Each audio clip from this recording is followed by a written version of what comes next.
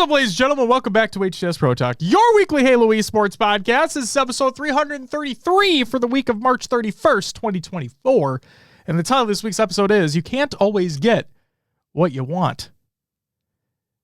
And in the terms of, in the way that you look at Halo Infinite, you don't even get what you need. My name is Josh JK Fire. This week I'm joined by the man. Oh, how do I do this? Let's see. The man who spent way too much time playing Helldivers 2, Will, a.k.a. I am Mr. Mayhem. Will, how are you doing on this Wednesday evening? I'm doing all right, man. What do you mean playing too much Helldivers 2? There's no such thing. I was just going to say, you're wearing the smoky hoodie again, so I can't say you're wearing the smoky hoodie. You're wearing the HCS hat again, so I can't just say that. So I'm like, you've played a lot of Helldivers, so fuck it. You just played a lot of Helldivers lately. I have been. It's a good time. It's a lot of fun. Especially with the update, trying to grind out more levels. That's right. Hey, one thing Helldivers 2 did that apparently Halo couldn't do. Oh, God. is, they kept track of your cumulative XP. And when they raised the level, they automatically raised the level to where you would be if you had kept playing. So you just, you shot up the leaderboard. Or I guess not leaderboard, but you shot up your levels that you actually grinded for. They had retroactively applied career rank, basically. Yes, that's what I'm getting at. Yeah. Man, if only Infinite did something similar. Fuckers. Jesus Christ. But how are you? I'm doing okay. All right. Just hanging out. I don't know. Ready to go through this episode. How are you? I'm doing all right. Ask first. I'm doing all right. Are you ready though? I think so. Hey, chat. Yep. Chat, are you ready? Are you ready? I got to use the button while I still can. Always. Those that are tuning into the live show, welcome everybody. Hope everyone's having a great fucking night. Let me catch up real quick. Riz, Halt, Steve, Beth, Petey, Juan, Sunzel, Rainwater, welcome back. I think it's been a little while, Rain. Ikuza, welcome back as well. Aftershocker, welcome back. Good to see you. Hammer McPoopin, welcome back. Hope everyone's having a great night. Before we get started here, Rain asks, are any of you guys going to London? Neither of us are. So neither Will or myself are going to London, unfortunately. Ikuza, did you get... Why the fuck did... Ikuza, did you get our shirt in the mail? Is that what you're saying? Did you get our shirt in the mail? HCS Pro Drip? Yes? I hope you like it. I hope you enjoy it. Oh, Rain, we can never forget. Can never fucking forget. Come on now. Remember names around here. Steve, thank you for the 17-month resub. You get a woo!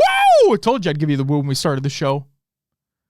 It's comfy as fuck. Good to hear. That's fucking awesome. Let's go. I guess we should give a little update regarding the shirt and the merch itself, the shirt and the posters.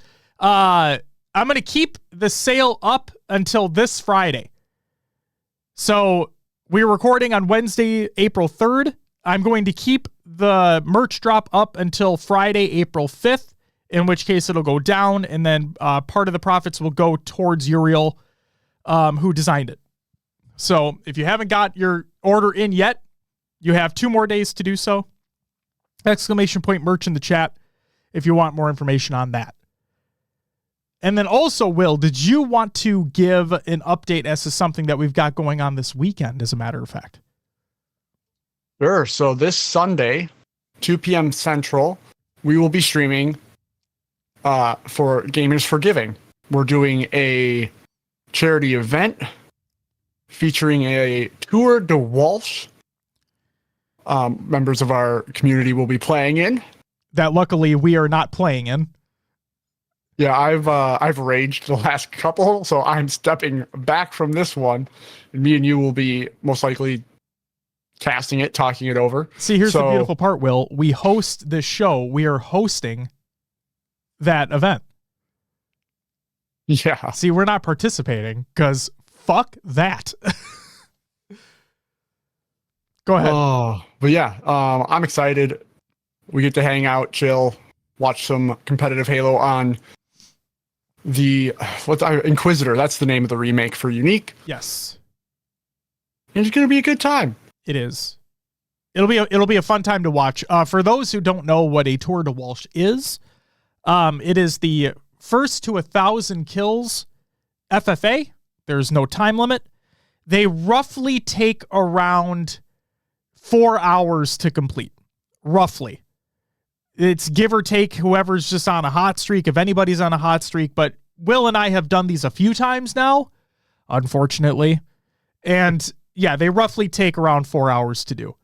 So, yeah, if you're interested, Will, I think you said there's 7 people signed up right now. Currently, yes. So we could probably use one more if somebody wanted to get in there, to have a full lobby of 8. And you need to be a member of our Discord in order to join. And the form is in the Discord as well. So if you're tuning in right now, ! Discord and chat. Check it out. Beth says, bummed I won't be able to make it. Hey, Beth, think about it this way.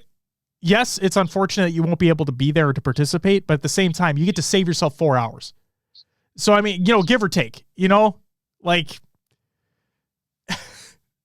you can't always get what you want, but if you try sometimes, just might find that you get what you need. All right. God damn. It is crazy, Aftershocker. It is a marathon. It is an absolute marathon. So, are you guys casting it? Yeah, we will be. Casting's a loose term. Casting is a very loose term, but yes, we will be commentating over it. Yes. Rascals, welcome back. Says, what's up, gentlemen? What's up with you? How's it going? Oh, I know, Beth. I know it is your favorite for sure. You are an FFA aficionado. Spring King says, I'd rather listen to Josh involuntarily talk about Scrim results than do another tour ever again. They are a trip, man. You know what? Fuck it. I would also rather involuntarily talk about Scrim results than participate in another Tour de Walsh. Just because I've got old man hands. Like, my fingers start to hurt after a while. You know what I mean? Like, it's tough. It's tough out there. Ashley says, is it limited to just 8? So the original idea was kind of depending on how many people sign up in the first place. If we get maybe 9 or 10, we run one lobby. But if we got closer to that 16 mark, we'd split the 2 lobbies.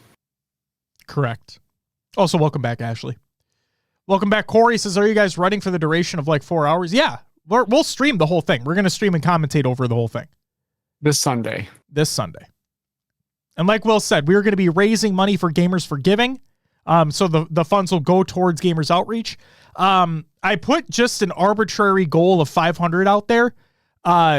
We may hit it. We may not. It's fine. I just wanted to put a number out there, see if we could reach it. I think it'd be fucking awesome.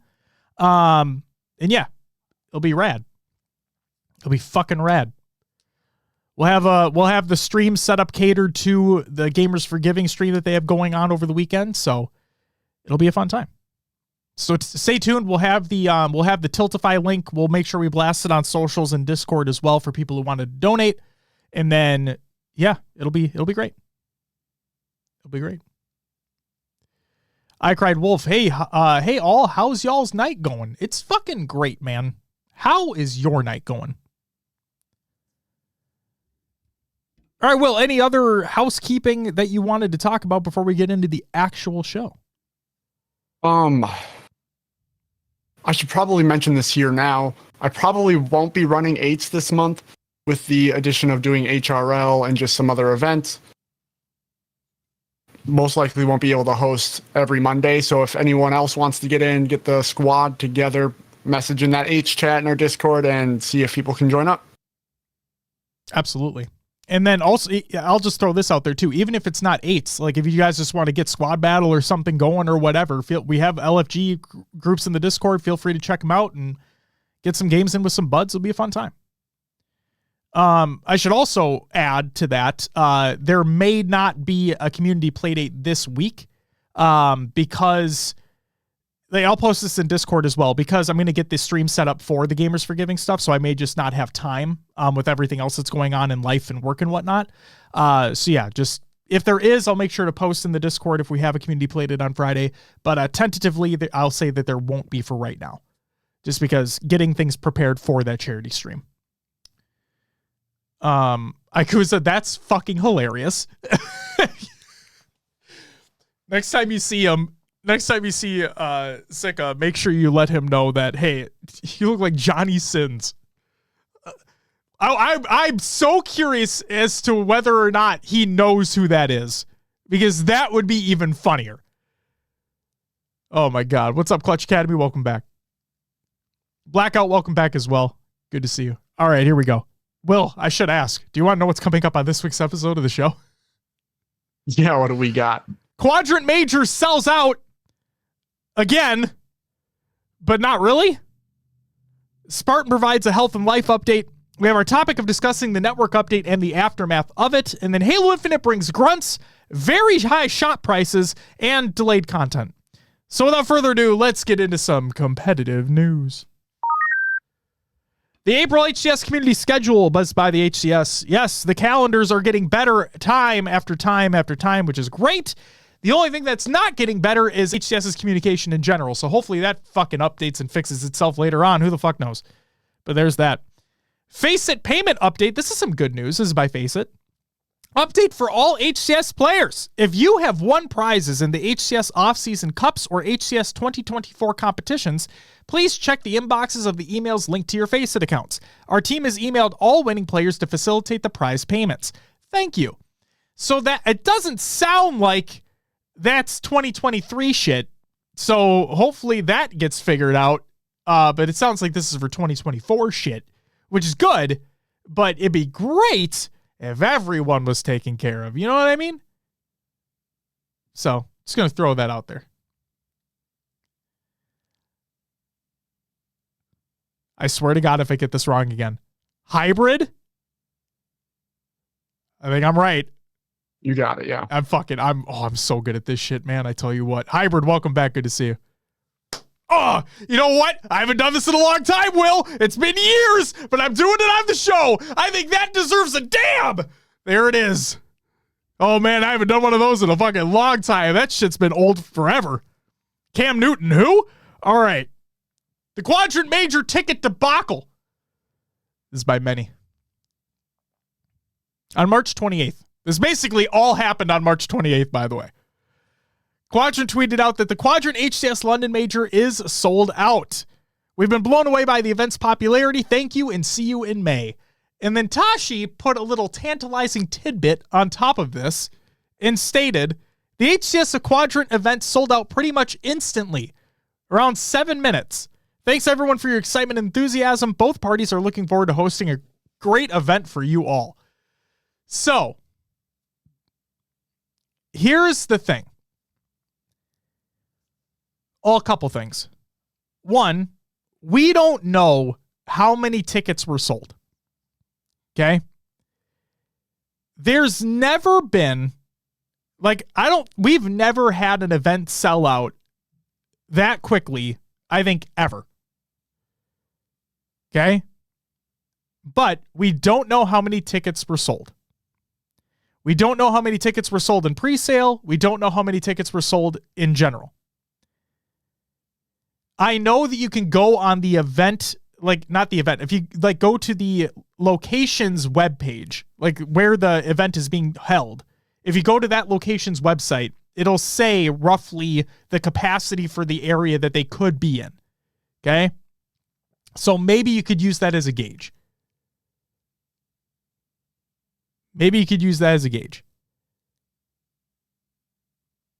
But that same day, Quadrant tweeted out, additional tickets available for the HCS London Major. Due to popular demand, we've increased capacity and will be releasing additional tickets for the Quadrant Major. Further details on the release and notification of sale timings coming next week. Next week is this week, by the way, and there has still yet to be any information from the Quadrant Twitter, and it's the midway through the week. We're midway through the week right now, and there's yet to be any update there. So hopefully that gets taken care of fucking soon. And then Tashi tweeted out, good news! The HCS and Quadrant teams have been hustling all morning, afternoon, and evening to find a way to get more capacity in the venue and sell more tickets. And we've just come up with a plan to do so by rearranging everything in the venue. Keep an eye on Quadrant for details on when those tickets will go on sale. This will be the last batch. It'll be the last batch of tickets available. So keep your eyes locked to the Quadrant Twitter account because I'm guaranteed that's where it's going to be posted first. And fucking have your clicking fingers ready because you're going to need them.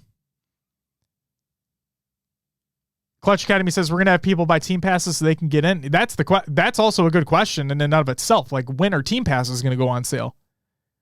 And what are the rules going to be around that? If it's going to be the same rules, is it going to be the same rules as Arlington where everybody had to be signed up at the same time? That's what I want to know. Because I can imagine an absolute shit show if that's not the case. I'm not saying it's not going to be the case. I'm not saying it is going to be the case. We don't know. So I hope it's the way they did it with Arlington, where they made it so everybody has to sign up at the same time in order to purchase the team pass. Or it's going to be fucking chaos. Or mayhem. Sure. So yeah, there is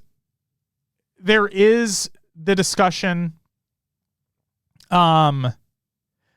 Rain, well, before I get to my point here, Rain, no, there hasn't been issues with team pass sales. I'm just saying, like, with how quickly spectator passes sold for the Quadrant Major, and it sounds like they don't have nearly the same amount of capacity as North American majors do, at least based off the venue that they picked for EU.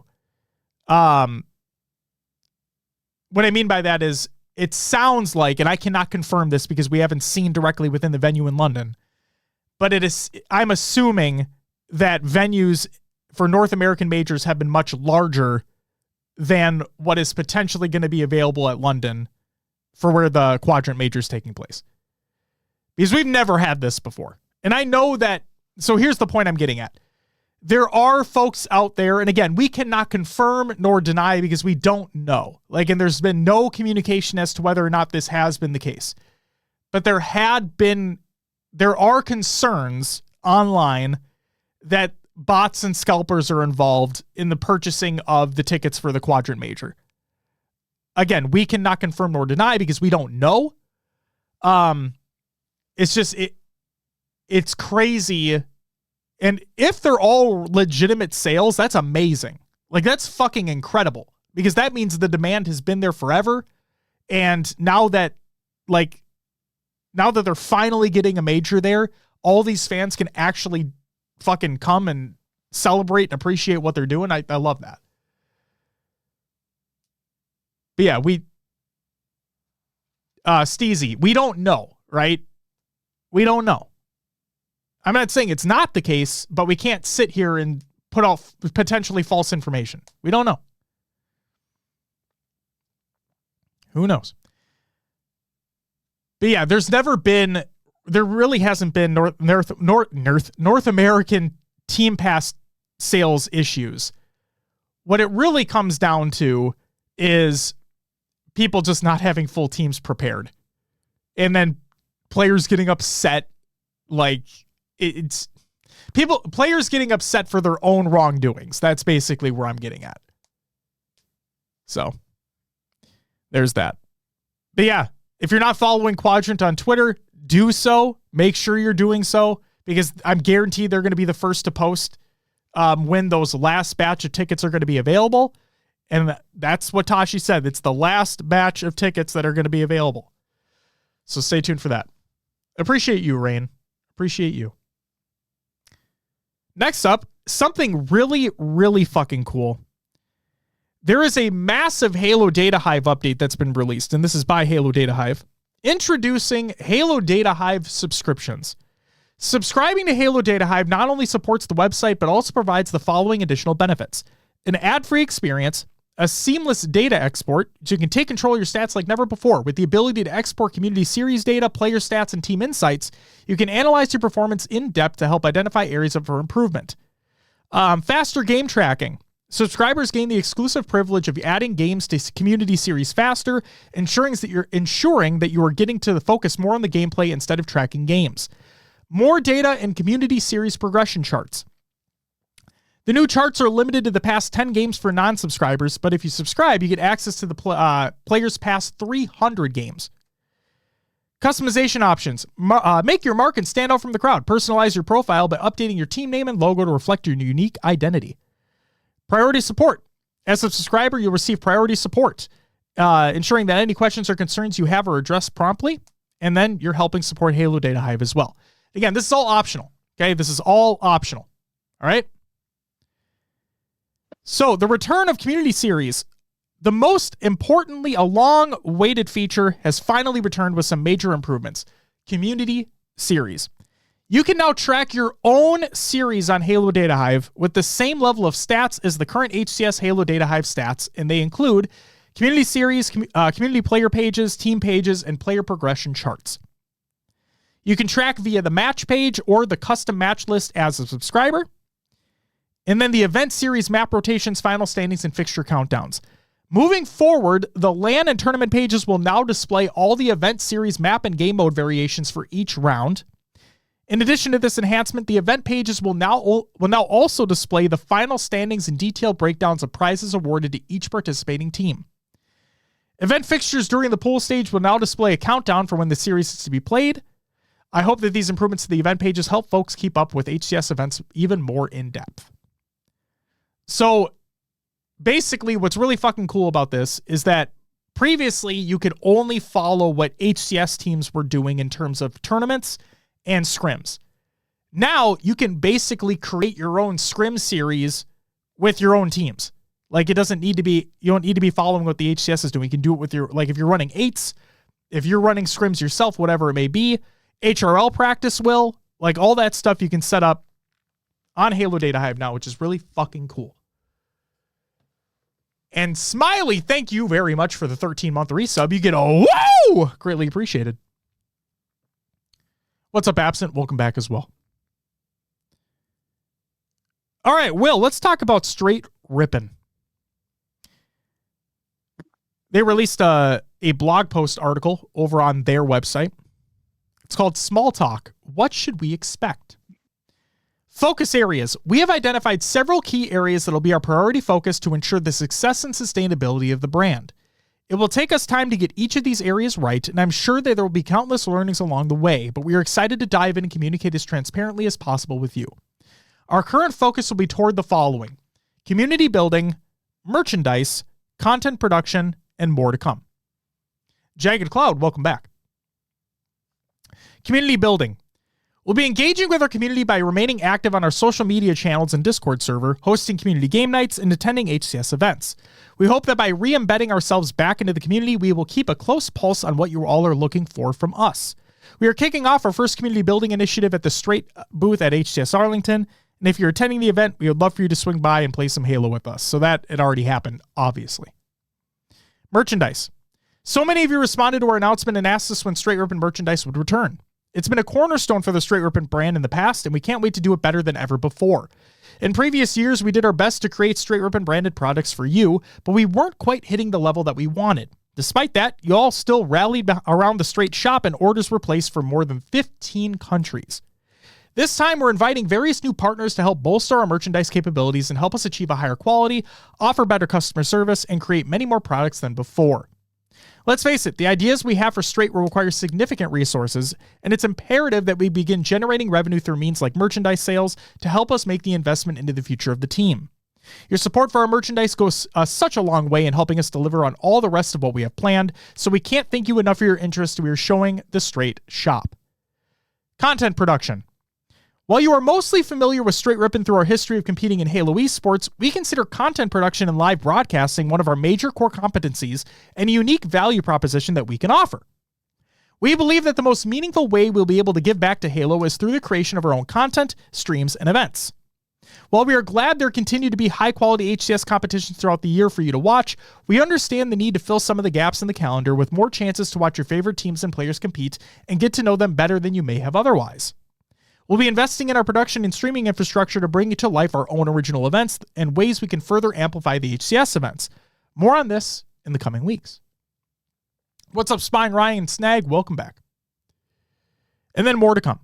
While we are extremely excited and eager to bring Straight Rippin' back and immediately dive into all the various areas we could activate, we recognize the importance of taking measured steps and not biting off more than we could chew too early. For now, we are focused on establishing a strong foundation and creating a sustainable future. As we grow and further solidify our position, we will expand our scope. We know you're eager to see the Straight Rippin' banner back on the main stage, and we can't wait for that day to come. So there you go. That's what Straight's doing. They're straight planning. Yeah. At least they're taking the time to ramp up and like do it right. And not just diving in and making mistakes along the way, right? They want to do it right from the get-go. So I can tip the hat to that, and hopefully they can become a brand that everyone loves and enjoys again. Absolutely. And hopefully they stick around. That's the question. Yeah. I was going to say, like, I didn't necessarily mean for that to come off in an asshole way, but at the same time, it's one thing to say something. It's another thing to do it. And we've seen countless times, like, organizations leave and come back and leave and come back and and come back. And they say, and I mean, fuck, I'm pretty sure Luminosity at one point said, like, oh yeah, we're in it for the long haul or whatever the fuck. And then they got out immediately, basically. So just, I'm glad to hear what their plans are, but I want to see them stick to it and stick through it. So we'll have to wait and see. And then the last two pieces here. First up, we have an update surrounding Spartan. This is a long one, but I didn't want to just include the TLDRs because I think what he talks about provides a lot more context as to what was going on with him in Arlington. So here is what Spartan said in regards to his health and everything that happened at Arlington. He says, hey guys, let me preface this so people don't freak out. No team change. I'm not retiring or anything. I still have a lot left to do and a lot more to give. This is a long post, so I'll make a TLDR at the end of the thread for those who want the short summary, which we are not. Again, I'm not going to focus on that. I want to read the whole thing. Figured I'd just give everyone an update on everything that's been going on. Well, to be honest, I don't owe anybody an explanation for anything. I could stay quiet, but I'm choosing to openly share everything that's been going on leading up to Arlington and post-Arlington. Mainly because I know I have so many people who support me. Obviously, as you guys know, we went in and had an astronomically disappointing placing. It was all of our worst placing in years. I haven't placed top 16 since December 2014, Halo 2 anniversary, Columbus. Leading up to the event, we obviously had a great showing in the qualifier, getting third and locking third seed for the event. All of us were super confident, and this was definitely something we were building off of. Last year, we stuck together because we were all so confident in this roster and in each other. We formed last year 2 weeks before the Optic Arlington event. We placed fourth, then second at SLC, then top 8 at Fort Worth, then fourth at Worlds. Top 8 at Fort Worth, what happened? Well, SSG lost in pools to a team that technically weren't supposed to. So we ended up playing SSG round 1 of winners, then we lost to FaZe and losers for top 6. The only teams we lost to all of last year were the big 3. And Quadrant at Arlington, which props to them, they were amazing that event, and we also were still very new. I want to pause just for a second. I want to pause for a very brief second because this is an I was right Josh moment, not to take away from what Spartan is saying, but I want to use this opportunity to say every motherfucker out there who is like, Sentinels don't have it anymore, Sentinels are washed, blah, blah, blah, blah, blah. Did you not read what he fucking said? Literally only lost to the top 3 teams. And Quadrant once. Exactly. And he gave props to Quadrant. It's like we've been fucking saying that they're a top 4 fucking team. It's like I've been fucking saying that previous Native Red roster was a top 6 fucking team. People don't know what the fuck they're talking about. And when Spartan tweeted this out and I read that portion, obviously I read the whole thing. We're going to read through it here too. But when I read that portion, I felt fucking great. I'm like, he fucking gets it because he played. Now we're not pros. We don't play the game to their level. But the fact that him in that situation comes out and says, yeah, we were shocked too, guys. But look what we've done and look what we've continued to do. They're a top 4 fucking team, you idiots. Holy shit. Oh my God. Okay, we're going to move on. I'm sorry. Whew. Got fucking heated up there. So hindsight going into the new year, we were like, look, we've only lost to the big 3. There's no reason for a change. We all love this roster. It's the most successful roster we've all had in terms of consistency and placings. Now fast forward to 2 weekends ago. I landed Thursday morning and went to the hotel and checked in. I felt a bit off. Granted, I'd barely slept, but I chalked it up to just being very tired. Friday morning, we were warming up and I still feel off, but I'm just like, it's probably nothing to worry about and just focus up. We play our first 2 matches and we lose both, and obviously that's disappointing, but we're not out. I was not really myself those 2 matches, so I just told myself I'm going to come in different tomorrow, which would be Saturday for the event. Saturday morning, I get up and I get breakfast, I eat, I shower, I get ready. I'm starting to feel pretty off, but I figured maybe I just need to hydrate, so I drank a good amount of water and even added some electrolytes, and I'll be good to go. We get to our warm-up room, and then we start to warm up. I start feeling very off, and then we have to go to the feature stage to set up. While we're walking to the stage, I'm feeling very dizzy and off. We set up, sit down, we launch into Game 1 versus C9 Streets Ball. Immediately in the first 30 seconds, I knew something was severely wrong. I couldn't process what my eyes were seeing on the screen. It felt like I had no reaction time. I would see something or someone and felt like I couldn't think or form a reaction until 2 to 3 seconds later. By the time I did it, it was already too late at that point. I think I ended up like 10-40 that game or something horrendous. It wasn't anxiety or panic like some people have tried to pin it. It wasn't a simple issue like a cold or a stomachache. Something was severely wrong. My teammates knew something was wrong, but they were just trying to help me focus and breathe. Game 2 we play and we win, and even though we won, I'm starting to feel worse and worse. As the series goes on, it gets worse and worse. I feel like I'm going to faint, and I'm fumbling over my words. We ended up losing 1-3. Heartbreaking. We're all very mad and upset. My teammates leave the stage and I'm just super upset and trying to pack my stuff. Stumble off stage. We all go to a warm-up room and sit in silence for about 20 to 30 minutes. Then my teammates start laughing and joking around in high spirits, which helped me a little bit, which helped me feel a little bit better, but in the end, I felt nothing but a massive amount of guilt and shame. The whole weekend, I wasn't me because of some underlying health issue and I just made them play 3v4. Quote, it's a team game, bro, not just you, end quote. But when I'm not me and I'm not making the difference I normally can, it's not the same. I'm going to pause here for a second again. And I know Tyler's not saying this right here, but I'm going to say it right here. It's the same thing I said fucking for Arlington. That team runs through him. If he is not playing to the best of his ability, they are more than likely going to lose. Since they all live close by, we just said, fuck it, forget it, and go next. They drove home, and I went back to my hotel room. Shout out to Izzy and my older brother Travis for hanging with me and taking care of me all day. I was miserable and rough. I ended up flying home the next Sunday morning instead of Monday. Once I got home, I just got in bed and slept all day. My dad took me to the general doctor, and he had some concerns and said he wanted me to go to the hospital and get checked out there. So we did. Spent the better part of 6 hours or so getting an EKG, CT, X-ray, blood work, the usual. Thankfully, everything came back and ruled out all the big stuff, which leaves the question of, well, what the fuck is happening or happened? Well, that's the frustrating part. But there are, however, probably 7 to 8 possible answers, most having to do with potential deficiencies, possible genetics that could have been passed down from my parents, and their health issues and whatnot. I don't want to delve too much deeper into that. It's as personal as it is.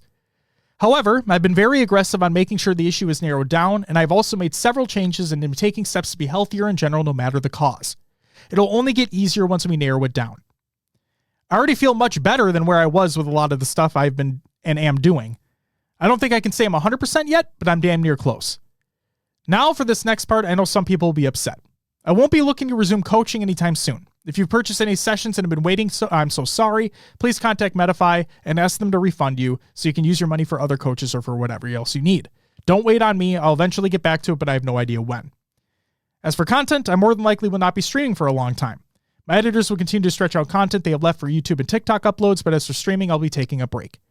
I'm going to focus on my personal life and health, college classes, and my team. Those are the most important things right now, and I don't want my mind to be anywhere else. I hope everyone understands where I'm coming from, and if you don't, that's perfectly okay too. I truly hope you don't ever have to deal with what I went through. As horrible as I felt physically, I felt 100 times worse mentally. Going to war with my 3 teammates versus all the other teams and not being able to do my part for obvious reasons and not being able to help or do what I needed to do, I felt like the most colossal letdown, and I will never feel that way again. If you made it this far, I appreciate you so much for taking the time to read. I don't want people to pity me. I'm simply providing the timeline, events, and information. I don't want anyone to think I find any of this acceptable. I'm not going to make excuses. Maybe if I was taking better care of myself to begin with, this wouldn't have happened. Maybe it would have even so. I don't know. However, I should have been making sure my body is healthy no matter what. For that, I will blame myself and for the outcome of the event.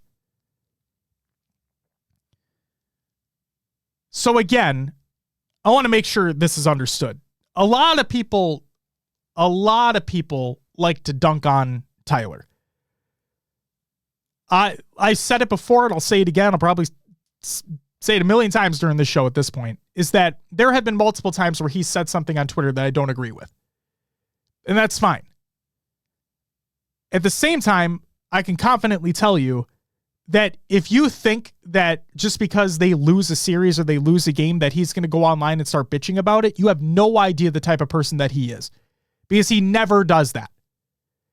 Anytime they lose, he is one of the first online to apologize, to take responsibility for what happened, own up to it, and focus on the next one. He's always been like that. And even at the end of that post where he's talking about his health issues that he's going through and trying to figure it out, he takes responsibility for what happened. So if you're going to bring negativity and try to throw shit his way, get the fuck out of here because we don't need you. Okay? Like I said, there's things he said for a while that I don't agree with. But at the same time, he's a human being. He makes mistakes. He's trying to get better and learn from things. And I'm not going to fault him for that. So Tyler, we wish you the absolute best in figuring out and fixing whatever's going on, because we know you said it. I know you're saying it. You're the player of that team and whatnot, but we can see it. We know what that team is capable of doing. We know what you are capable of doing. We just hope to see you at 100% again. We know your teammates want to see you at 100%, and we just can't wait to see what happens at London in the future. Good luck to you. Will, anything you want to add? No, nothing else. Just same sentiment. Want to see him better, back at the top of his game, and that team can destroy. Absolutely. John, my beard face, I need to shave my beard face. Like, my daughter always says that I'm scratchy, because I am, and I need to shave. I will never catch up to Will, because if I try to grow out my beard face, as you put it, if I try to grow that out, it looks awful. Like, genuinely awful. I'm not letting it grow. It becomes itchy as all hell. I can't fucking stand it. Like, it's already almost there. So I shave. I'm typically clean shaven, so it's just, this just feels off to me. Will looks great with a beard, goatee, whatever he's got going on at any given time. He looks great. Like, I can't pull it off. So appreciate it. I don't think it's the greatest beard, but it's something. It's amazing is what it is. Treston, welcome back. Good to see you. Don't think I forgot about you. I didn't. All right. And then the last piece of competitive news here. We've had a lot. We had a lot this week. But the last piece that I wanted to briefly touch on here, and Will, I'd like to get your thoughts on this too. Esports coaches. We've heard from, like, specifically in the Halo scene, right? We've heard about different roles that coaches, like, that different coaches are in. We've heard of different things that coaches provide or don't provide depending upon what the team needs, right? And we know that esports coaches are not necessarily the same as traditional sports coaches. That's okay. But Slacked, a former Call of Duty pro, put out, like, during one of his streams or whatever, and said, if you have zero experience, how are you telling me what to do? And don't know if this was just impression farming or whatnot, but regardless, the statement's out there. But the reason I wanted to include this is because Ashes, the complexity coach, put out a statement in regards to that statement that Slacked had. And here's what Ashes said. There are a lot of things I want to say, but I'll try to keep it professional. I wasn't a top player in Gears, but I still played an integral part in an incredible dynasty that won 22 championships across 3 Gears titles.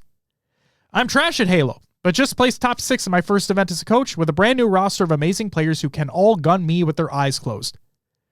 Having the ability to understand how a game should be played, how a team can operate, how to teach players and optimize performances, how to create growth and break ceilings, and so much more that comes with being a good coach has nothing to do with how well I can move my thumbs.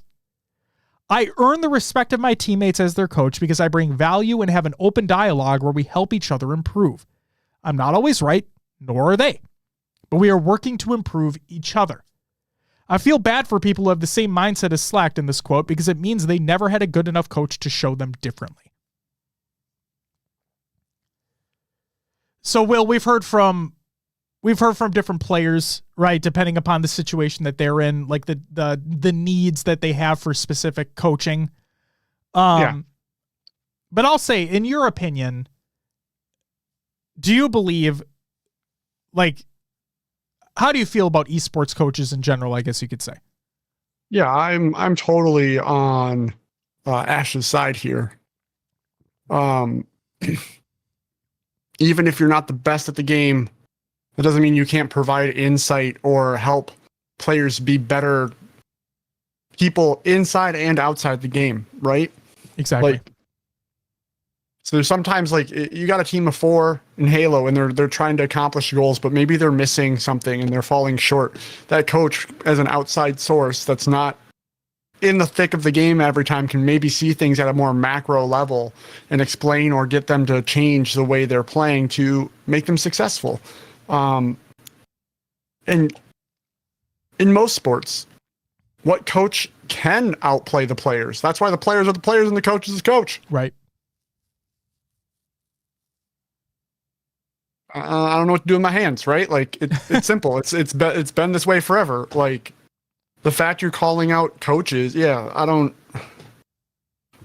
does feel like the impression farm, like you said, or someone just not understanding how the world works. Absent says, playing with a high-level coach in your ear is so crazy. Played some games with Thug, and he made the game flow so much better. So that's the thing, too. Like, that's the way that I look at it, right? Is that when I'm looking at,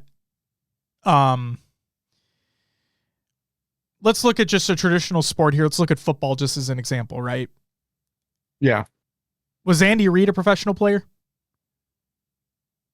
I don't know. I don't believe he was. I could be wrong, but I don't believe he was. And look at him building a dynasty with the Chiefs, right? But that's not the point I wanted to make. The point I wanted to make was, obviously the quarterback is surveying the entire field, right? That's obvious. That's what they're doing. They're reading defenses. They're trying to find ways that they can manipulate the play on the fly, do an audible, whatever it may be, make the play best possible for the team, whatever. But the coach sees the majority of what's happening, right? You have, like, the coach is the brainchild of what your scheme is. And we know, like, you look at complexity. I know Ryan Oob is the IGL of the team. He probably comes up with a lot of strategies for the team, so on and so forth. But I think it's incredibly important. Dayquil, I'll get to you in just a second, I promise. Thank you very much for the resub. I just want to get this point across. The way I look at Ashes and these other top coaches in the scene, right, is that they can see all 4 POVs at the same time. Like, they're right there in the thick of it with them. They can see everything transpire. So maybe they're able to catch something, because we talk about these games and these decisions and these plays all happen within seconds of each other. Like, these are split-second decisions that are being made, right? And the thing that I love about what a coach is able to provide, at least in my opinion, one of the things a coach is able to provide is that that coach can survey the landscape, right? And catch something that a player may not be able to catch. Oh, yeah. I mean, I can give you an example. Last night with the HRL team practicing, we had someone sitting in watching our gameplay, and there was a moment we were trying to run a flag on Argyle, and the coach was like, "Well, take this route." And I did. And I got into a position. I got damage down in 2 players. Now, I got double peak and died, but that damage I did kept the flag running, backed down their players, and we scored. So having a coach, maybe you're right. That's exactly what you're saying. They might see something on the macro level, on the bigger scale, when they're looking at all those POVs, that if this person's here, this is going to make an impact. Absolutely. Dayquil, I want to get to you now. Thank you so much for the 3-month resub. You get a woo! Thank you very much for that. Greatly appreciated. Treston says, I think it may also depend on the game. I know Formal went on record saying Halo coaches are more valuable than COD coaches. There's a clip of it somewhere. I do remember that clip, Treston. I do. Like I said, though, at the beginning, I think it also kind of depends on what the team needs. Because like we've heard how invaluable Lunchbox is for that Optic roster, right? We've also heard how invaluable Elamite is on that SSG roster, how Ashes is on Complexity, how Royal One is on FaZe. Like, we hear these things from these players. And these coaches can bring different things for the team depending upon needs. And we're just giving a couple examples, right? Like, they're depending upon their conversations that they have with each other, their needs can be completely different. We don't know. But that's the beautiful part, is that like you said, I do believe that coaches can bring another dynamic to a team. And also another thing they can do is like they can alleviate stress. Like we've seen it before multiple times with top pro teams, is that the coach will like step in and be like, guys, we can slow this down. Like, don't worry about it. We don't need to push this, or whatever it may be. Or in between games, when the players get up and walk out, maybe get a bathroom break or whatever, the coach can galvanize the team back together. It doesn't necessarily need to be the IGL. Like, the coach can come in and be like, guys, we have our game plan. We know what we need to do. Let's get it done. You know what I mean? Yeah. The sentiment maybe towards COD coaches as well. They're not there during the gameplay. True. Right? It's only between matches, which maybe the players feel less value from that. And that all started with the CDL, I believe. Correct me if I'm wrong. But I don't know. I feel like having a coach in your ear while the gameplay is going on is so pivotal. No, absolutely. And that's the thing, is that the coaches, for people who don't know, like, they don't need to be talking the entire time. It's providing that information that is key to the moment, right? And like, yes, that obviously includes traditional call outs for power-ups and power weapons. Like, that's a given. But it's also like the micro level too. It's very small details that a player may miss. Like, let's say a player dies and they immediately switch their death cam over to a teammate because they want to calm with their teammate instead of focusing on where a player could be going on their death cam. It's very little things that transpire. And so, yeah, like, I don't know where Slack was coming from. Again, don't know if it was impressions or not, if it was a realistic statement or not. But I believe that esports coaches matter. We've seen it firsthand that it can dramatically change a game or a series. So, shout out to fucking coaches. Beth, I agree as well. Beth says, I think COD coaches would probably be more impactful if more players would put their egos aside and actually listen to the coaches. Not wrong. You have a point. Not wrong. Also, Mike Fathom, welcome back. Apologies for not saying that earlier. And then Gray, welcome back as well. Didn't get to say that to you earlier either. Hope everyone's having a great night. Just Cloud, welcome back too. Thank you, Mike. Thanks for adding to the discussion. Posture check. Oh shit. Oh my God. We gotta. I did that. Yeah. Oh man, there it is. Somebody used their points for like the first time ever besides highlighting the message. All the homies are here, Dayquil. All the homies are here. Yes. God damn. Also, hold on. I thought I saw something. I did. Yeah. Guys, if you didn't know this, Dayquil in the chat, by the way, is doing Dayquil's Mini 8s. 8 p.m. Eastern Standard Time this Friday. Watch a picker wheel choose our teams before we play in a round robin and then through a mini bracket. First place will be getting merch from the one and only Bittersweet. So there you go. Fucking check those out. Awesome. Check that shit out. Also, hold on. I think I have it. Yeah, I do. I got the fucking sticker on the bottom of the laptop. See that shit? How many stickers, man? I'm telling you. I said I wanted one. You didn't cover up fans, did you? What? No. You didn't cover up fans on the bottom, right? There's no fans on the bottom. Okay, good. Okay, some people, you never know. Just checking. Why is it on the bottom of the laptop though? Because I have, so this is going to sound terrible, but like I have the majority of like pro stuff on the front. No offense to Bittersweet. But also I don't like covering stickers up. I know like I'm an asshole. I'm sorry. Just know that it's on there. Okay. Know that it's on there and know that I appreciate it. Offense taken. I understand. I understand. And the reason why Chain Chomps is on here, even though they're not a professional, fuck you guys. The reason why Chain Chomps is on here is because of PD and I's experience sitting next to each other on the plane to Arlington last year. And I think that was such a great moment of last year that I'm like, I have to put him on the front, you know? Just because I kissed PD. It was more than that, but you can talk to him about that if you want to.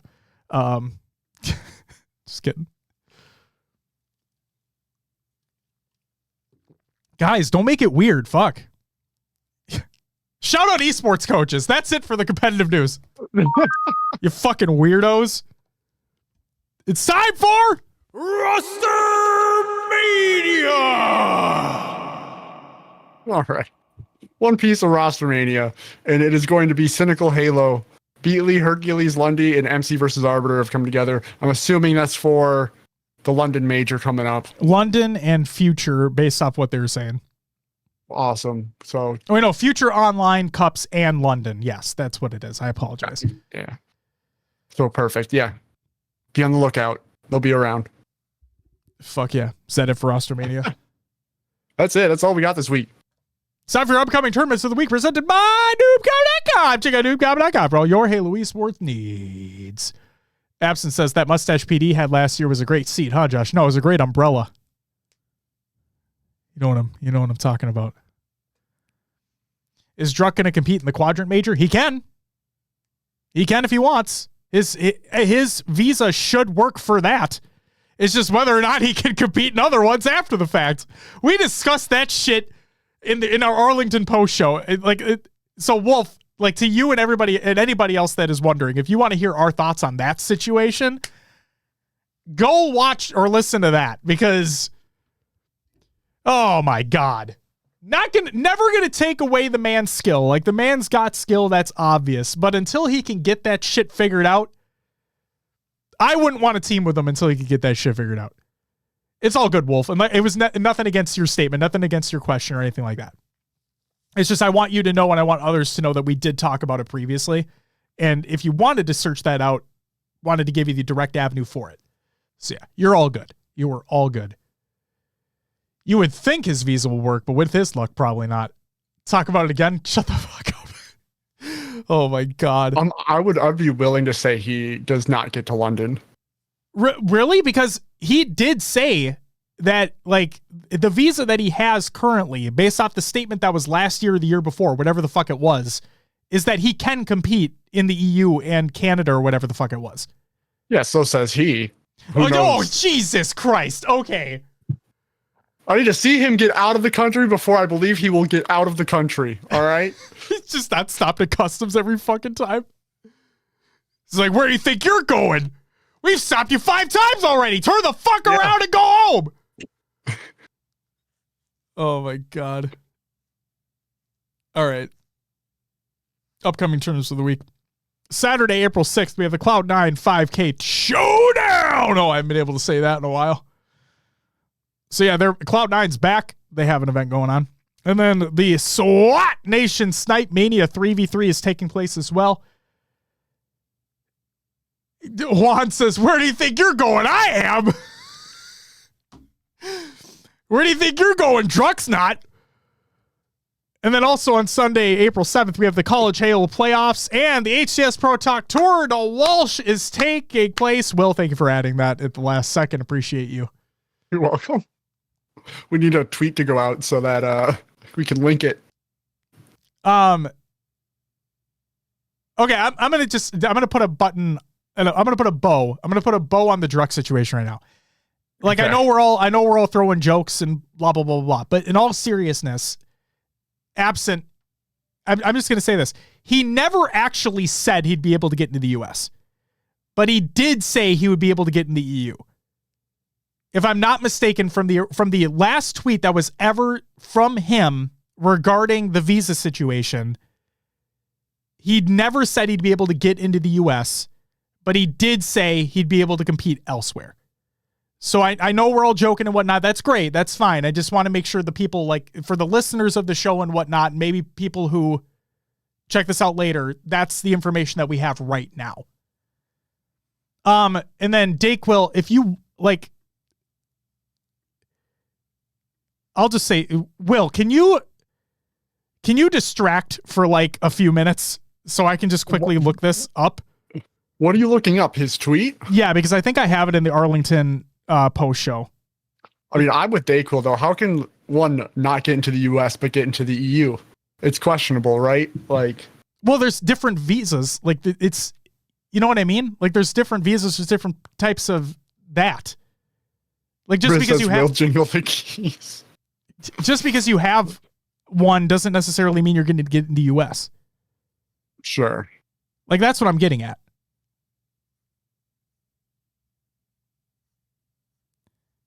Trying to find the fuck. I know I have the tweet somewhere because we talked about it. Cloud says Canadians don't need a visa for the UK. Is that true?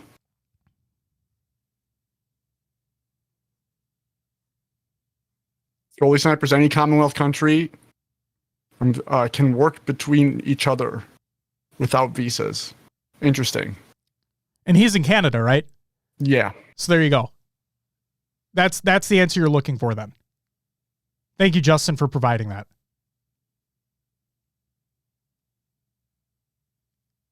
There you go. There we go.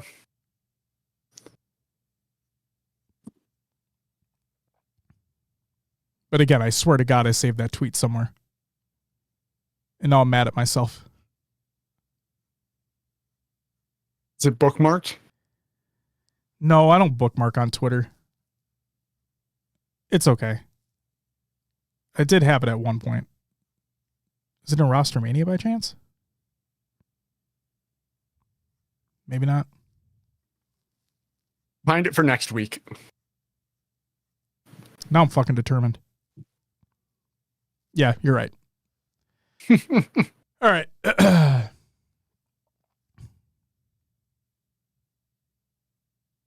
Fathom, Jesus Christ. We're not fucking looking at clips right now. Let's relax. All right, back to the actual show. That's it for upcoming tournaments of the week presented by noobcombo.com. Check out noobcombo.com for all your Halo sports deeds. Will, Scrim Tournament League recaps, what do we got? Again, just one. Halo lives on. Halo 5 multi-team draft tournament results. In fourth place, we had SGT Blair and Undead Reaper. Coming in third was Legendary C4 and Nyx. Second went to Wolverine Pro and Miles Wolf. And taking home first was Loyal 41215 and DJ Panda. DJ Panda. We the best. He is the best. He got first. Loyal Wolf. You did cast that, Dayquil. You did. Yeah. And so, yeah, shout out you. Shout out Piffin. Fuck yeah. Shout out Halo Lives On. Let's get it. Absent with the only Spartans emote. God. Jesus Christ. Beth, Will and I, Will, I'll speak for you just for a second. We agree. Like, why would anybody want to, unless he had his shit figured out completely, I wouldn't want to team with him. Like, what's the fucking point? Because then you're just you're setting yourself up for failure. Yeah, you can get points, lose points. He doesn't have points from Arlington now. Like, it's going to be a mess. Abso-fucking-lutely. Abso-fucking-lutely.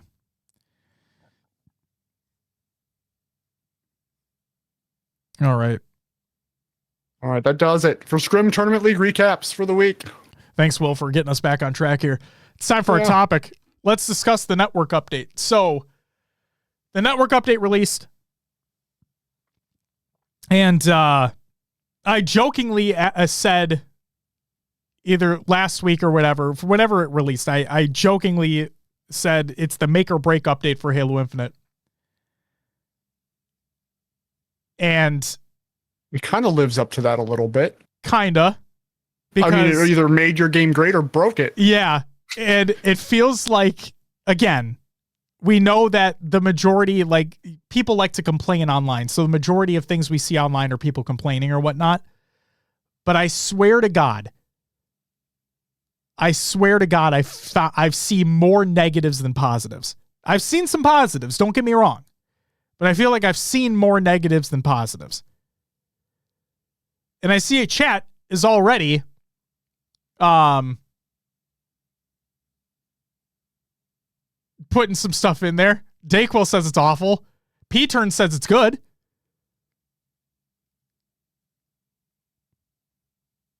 Yeah, Cloud, I did. I did have reservations about it because I swear to God it wasn't going to be what everyone thought it was going to be. And look where we are now. For some people it is. For some people it fixed their game. Like, it's a real thing. Like, for some people out there, it legitimately made their experience dramatically better.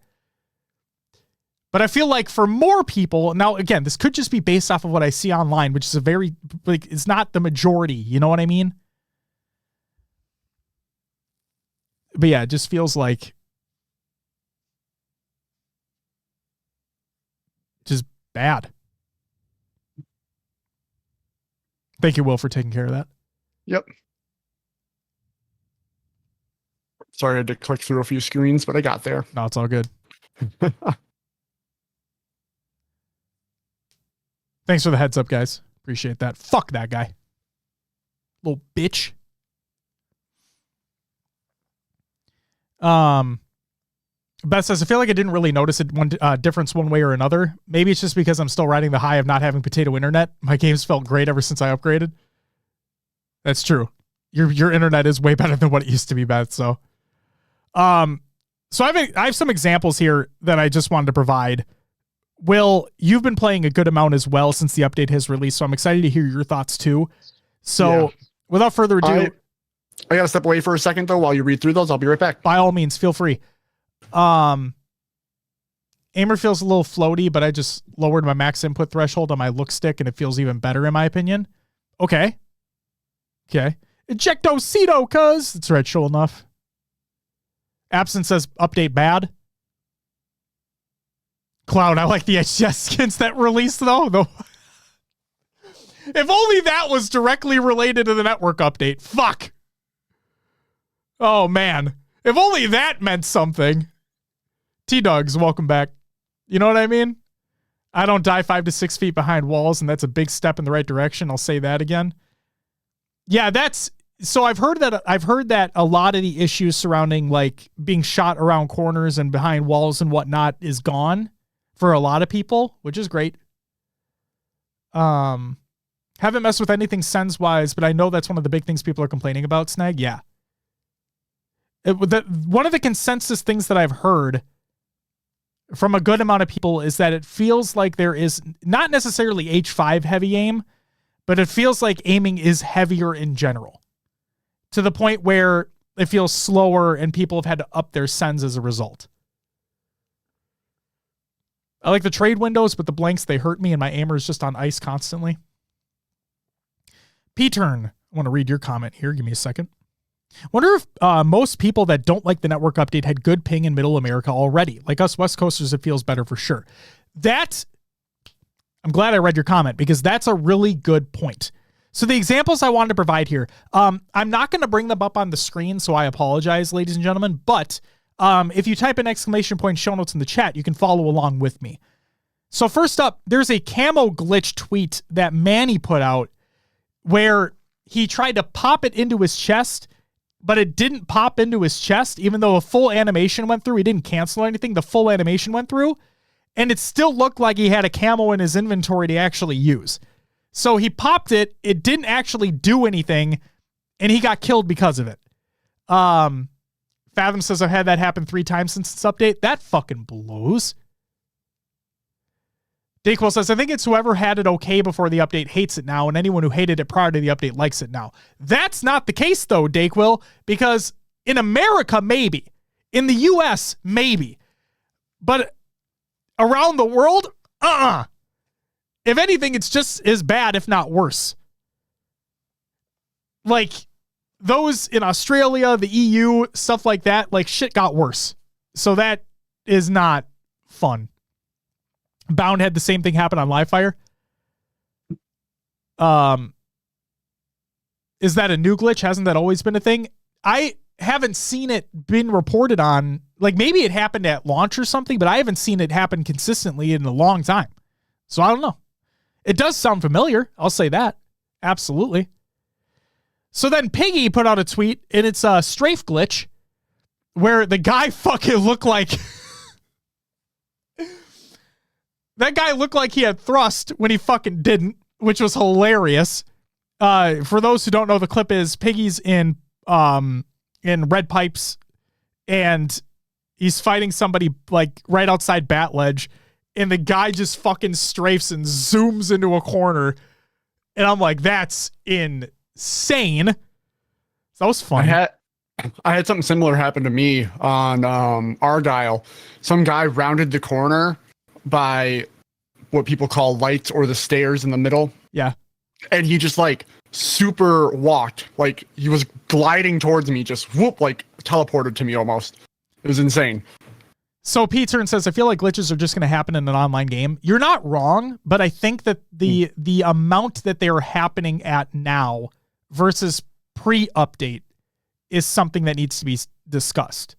Because it feels like, now again, to preface this, it may just be because there's more people complaining online now than there were before, but I think that also says something. It feels like things are, for those that are talking about it, it feels like things are worse than before. Cloud, I'm going to get to that in a second as well, so stay tuned. So Young Mythos, let's talk about a positive here. This was in response to Piggy's tweet. He says, as I see more and more different perspectives, it's actually eye-opening. So the way Piggy describes the person strafing, that's how the strafe looked to me in 75% of my games before the update. Post-update, it hasn't happened once. So again, that just goes to show you like what you guys in chat have been talking about as well. And again, I think it's strictly in the US, where if it was working before, it's worse now. Where if it was worse before, it's better now. Like you were talking about, Dayquil. So then Frosty put out a little clippy clip today, as a matter of fact. It's there's a shock rifle headshot that wasn't actually a headshot, which was kind of fucking funny. So the guy was standing bottom tower, just standing there. And the guy didn't realize that they were just like half of their Spartan was in the doorway, half of their Spartan was out of the doorway. So Frosty lines up his shock rifle shot, reticle turned red, had it on his head, shot the shot, and literally nothing happened. So there was that. And then Snakebite replied and says, got to get you over here to New Jersey where we've powered up a bit. So again, kind of leaning more towards where it was ass before, it's better now. And then Ogre One says, Halo pros everywhere are migrating from Texas and flocking to the corners of the U.S. It's much better now from Florida too.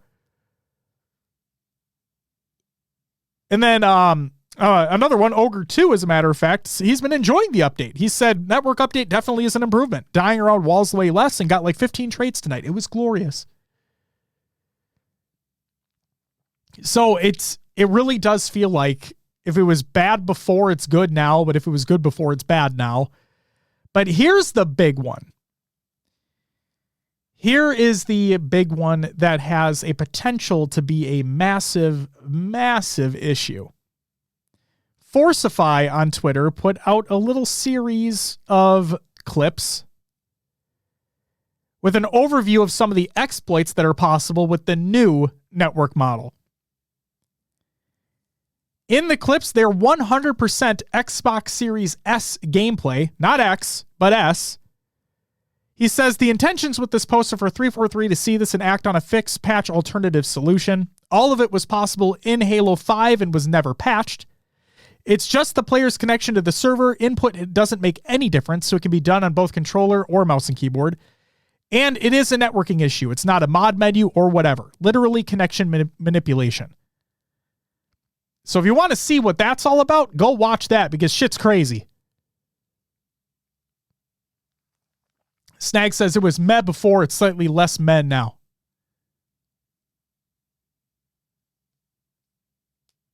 So yeah, like I said, exclamation point show notes in chat. It's the second to last piece in the topic here. It's for Suffice tweet. Go watch that. And it's the biggest thing I'm worried about. There are times where the game feels perfect, but that's like 1 in 10 games for me. So Will, you've played a lot more than I have. Real quick before you go, I just want to give you my quick thoughts on what has happened in my experience with not playing as much since the update came out. Okay. So the majority of my play has been in Firefight because that's what I enjoy playing. But even so, I will say I've had more crashes now than ever before. And when I say by that, what I mean by that is I'm not crashing all the time. What I mean by that is like I've crashed 2 or 3 times since the update's released. And that has like, I maybe have crashed once or twice since the game released up to that point, up to when the update came out. So the fact that I've crashed 2 or 3 times since the update's release, that's a very wide gap. And then the other thing that I've noticed is not unstable packet loss, Will, but more like a teammate or two just jittering around the map. Like just weird fucking, like, I don't know if they're lagging out. I don't know what the fuck is happening, but they're just jittering around the map. It's not consistent movement. It doesn't flow well. It's just weird. It just feels fucking weird. Sure. Yeah, I've had that even happen with enemies where they look like they're just jittering in place. Okay. And again, for me personally, that has never happened before the network update released. Again, me personally. So Will, that's honestly, other than that, and again, I haven't really played like just traditional multiplayer like 4s and whatnot. So to me, it's been okay, but that's where I'm at. What about you though? You've played a smorgasbord. Yeah. There's times where it feels great and there's times where it doesn't. It seems so inconsistent. Like, I have games where I can hit my shot consistently. There's games where I can't.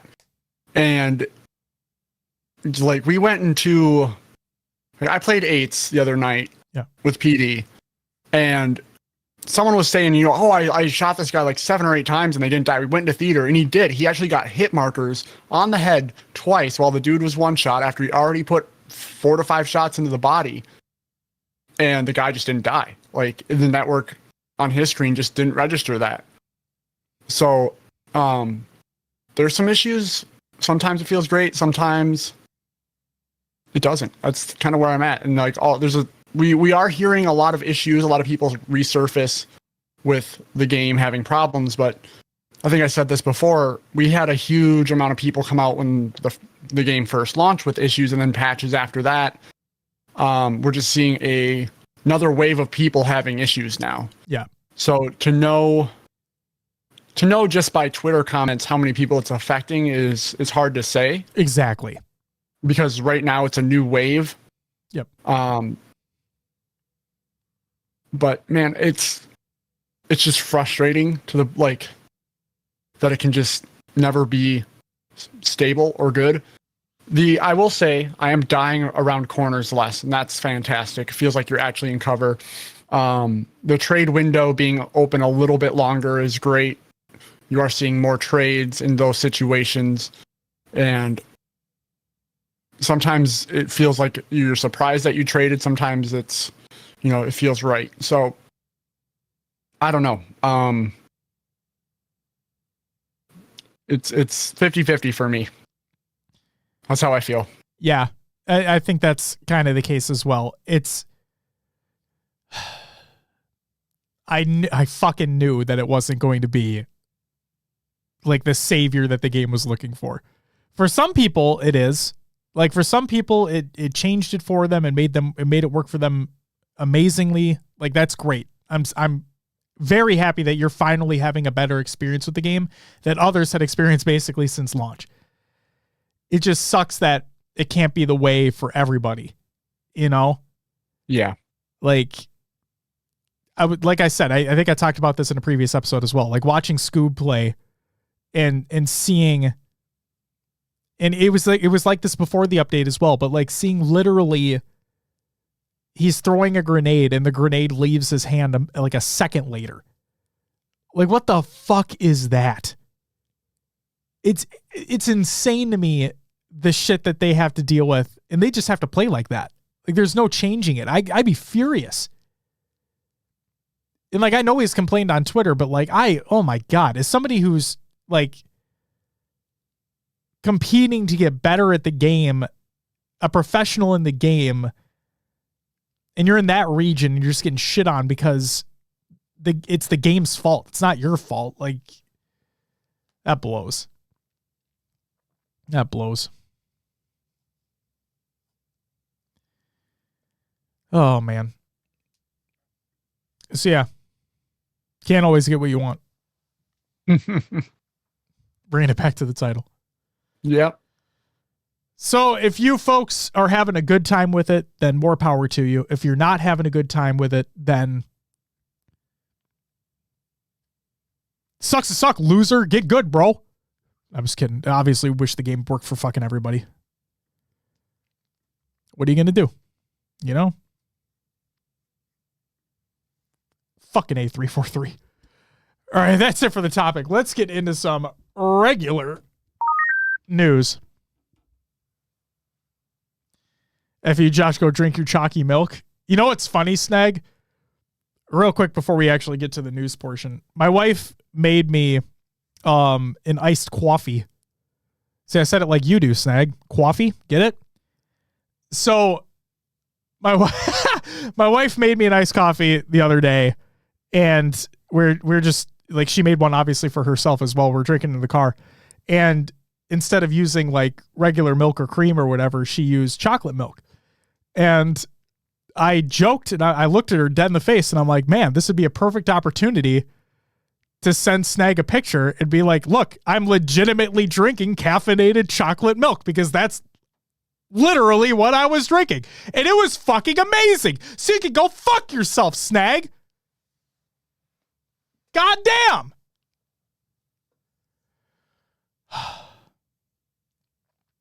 Oh yeah. Talk about network shit just for a fucking second. Will, you want to hear how bad networking is still to this day on MCC? Sure. I think you already told me, but I probably did. So Justin and I were playing Spartan Ops last night in Halo 4. Oh my God, Halo 4. Yes, we were playing Spartan Ops last night. And guys, I don't know if you knew this or not, but I'm going to refresh your memory if you didn't. You cannot play Spartan Ops Cooperative online cross PC and Xbox. It has to be on Xbox. So that's fucking stupid in and of itself, right? But let's take it a step further. So not only is that fucking stupid, let's take it a step further. If you are not the host, again, this is just Spartan Ops. If you are not the host, you have a half second to a second input lag in everything that you do. That has not been fixed. Still has not been fixed. So Justin and I were playing last night. I guess I should have just saved this for fucking Will's Adventures, but whatever. Now that we're on the topic, just for a hot second. Justin was host the first time, and I just felt it was off. It just fucking felt off. And then we started, so we finished the first mission, and I'm like, whatever. Because I was in a vehicle most of the time. We do the second mission, and I noticed immediately that it was awful. And I told Justin, I'm like, can we just try something? Can you end the game? And can you give me host? He gives me host. We start the mission, and he's like, oh shit, is this the input lag you were playing on? And I'm like, yeah. And I'm like, you feel it now? He's like, yeah, it's awful. I'm like, yeah. So that's the shit that you have to fucking deal with. If you're not host, you get fucked. And that's still not patched yet, and it'll never be. So if you ever want to play Halo 4 Spartan Ops co-op, it has to be via Xbox if you're doing it online. You can't be cross PC and Xbox, so go fuck yourself if you try doing that. And the person who's not host is going to have massive input lag, so enjoy. Let's get to the regular news. RVB Restoration information. This is by Halo. RVB Restoration will be released in its entirety as a full-length film on May 7th via digital retailers. So yes, the final installation of Red vs. Blue, titled Restoration, will be released as a full-length film on May 7th via digital retailers. So go check that out if you're any at all interested. Now, let's talk about the Yappening. The Yappening 2 Operation Pass features 20 tiers of free customization rewards that are fucking dumb, that will turn your 7-foot-tall super soldier into a god among grunts. Progress your Operation Path. Jesus Christ, I can't speak anymore. Operation Pass with match XP and challenge completions, and unlock new armor coatings, weapon charms, emblems, and nameplates, and visors to gruntify your customization. Additional premium options for the Operation Pass include 500 credits, will make it durable so it doesn't expire, offers you bonus XP during the Operations Live window, and an extra challenge slot when your pass is equipped, and comes with an exclusive customization item, which is the Glibnub's Golden Guns customization. Yippee! Or you can spend 2,000 credits to instantly unlock all 20 bullshit tiers. Enjoy that. There's a new map. It's called Corrosion. It ain't out yet, though. Corrosion will arrive in-game on week number 3 of Operation, with a bespoke 24/7 playlist to let you splash around and get your feet wet at your own peril for Glibnub's amusement. So yeah, the dev-made Forge map, it ain't ready yet. See you in 2 weeks. Yay! The Gruntpocalypse playlist for the next 2 weeks, from April 3rd to the 16th, it's all grunts all the time. Skulls are guaranteed every round. And there's also a Fiesta version, I was going to try to say variant, that features random loadouts with each spawn. So get ready to jump in the Gruntpocalypse playlist and face the mightiest, bravest, most numerically superior army in the galaxy. So for those who don't know, the Gruntpocalypse Firefight playlist took out the original Firefight King of the Hill playlist. And yeah, now it doesn't matter if you die or whatever, there will be a skull every round. Okay? So there's that. Halo Gear Rewards, the Yappening Pin. Similar to the pins offered back during Season 3, the limited edition Yappening Pin is accompanied by additional patches for the Spirit of Fire and Cyber Showdown 3 operations. Players that complete any one of the 3 operation passes for Spirit of Fire, Cyber Showdown 3, or the Yappening 2 will earn access to the reward. Qualifying players will automatically receive a code in their waypoint notifications. So real quick, this is where my potential rant was going to come into play.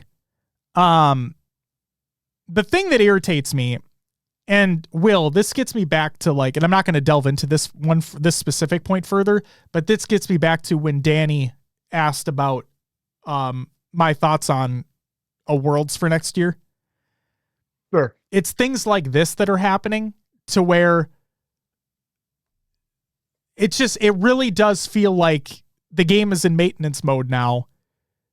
And it feels like all the work is going into the shop items. It's what it feels like. It's not necessarily what is happening. It's just what it feels like, where all the work's going into the shop items. Guys, if you open up the shop right now, for those who don't remember, in the faraway lands, we had these things, Will, that were called seasons.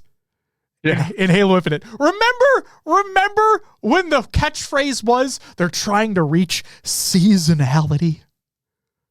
Oh, man. And then when they finally reached seasonality, they're like, fuck this shit. We're doing operations, baby!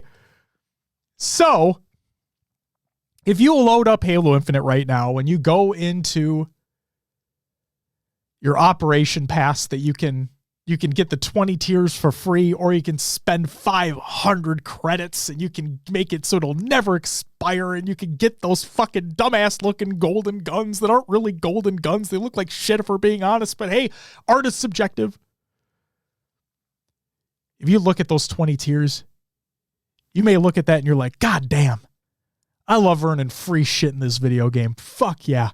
And you know what? If you're one of those people, I fucking salute you. Because you are a much better person than I am. Because you may or may not open the store tab in Halo Infinite. You may or may not look at the store tab and find out that there are bundles upon bundles upon bundles upon bundles upon bundles upon bundles upon bundles of customization items that can be yours for the low price of 20, 15, 25, 27, 30, depending upon where you are in the world, dollars per bundle. Per bundle. Now you may be thinking to yourself, Josh, that's that's insane. 20, 15, 25, $30 for a bundle of customization items? You must be getting some pretty cool shit. Well, again, art is subjective. Now, what if I told you that there were a couple really fucking cool looking weapon models? Actually, 3. What if I told you that there are 3 pretty fucking cool weapon models for this yappening event? There's a rocket launcher with a knife. There's a bulldog with a knife. There's a sidekick with a knife. You like knives? This shit's for you. Now you may be asking yourself, all right, Josh, that sounds awesome. I fucking love knives. My Spartan is decked out with all the fucking knives on my body. I need more knives. I want my guns to have fucking knives. How do I get the knife guns, Josh? Let me tell you. All it's going to cost you. Now, hear me out. All it's going to cost you, like $40 to $60. That's it. It's like $40 to $60. Because frankly, I forgot what the bundles were, but they're not cheap. So regardless, if you want those, that's what you got to pay for it. But Josh, $40 to $60 for 3 weapon models? Well, that's the thing, though. You're not just getting the weapon models. You're getting all the other items in the bundles, too. You have so many more customization items to pick from now.